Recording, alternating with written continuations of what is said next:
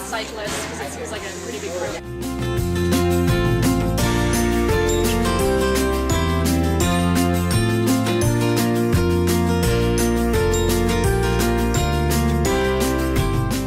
You go through as a group and say, which card do we need?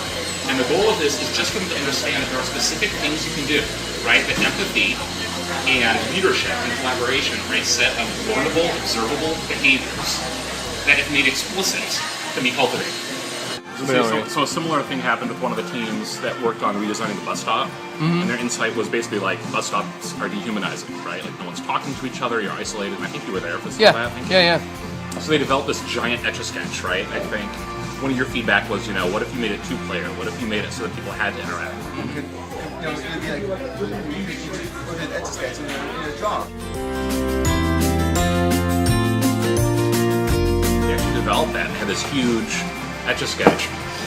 And the first piece of feedback was from the executive director of the Fremont Chamber of Commerce.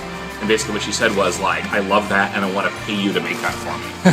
Which is awesome feedback for a kid to get. Yeah. And then we had, just because of the nature of the way it's set, so Sean McBeth, who's with Igor Institute and was at Synapse, he's a mechanical engineer, he's like, oh, well, I'll help you do that. Really? So he actually volunteered that if kids want to develop that concept, like, I'll help you work through actually what that might look like.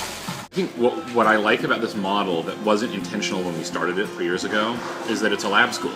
Teachers can come and try new things with real kids and do the real stuff, rather than learning about it or practicing with other adults. We'll let you know about the event, and perhaps you can come out and join us during installation and unveiling. So, Yeah? that's cool. Sweet. Like we had the same good idea that some other people had, but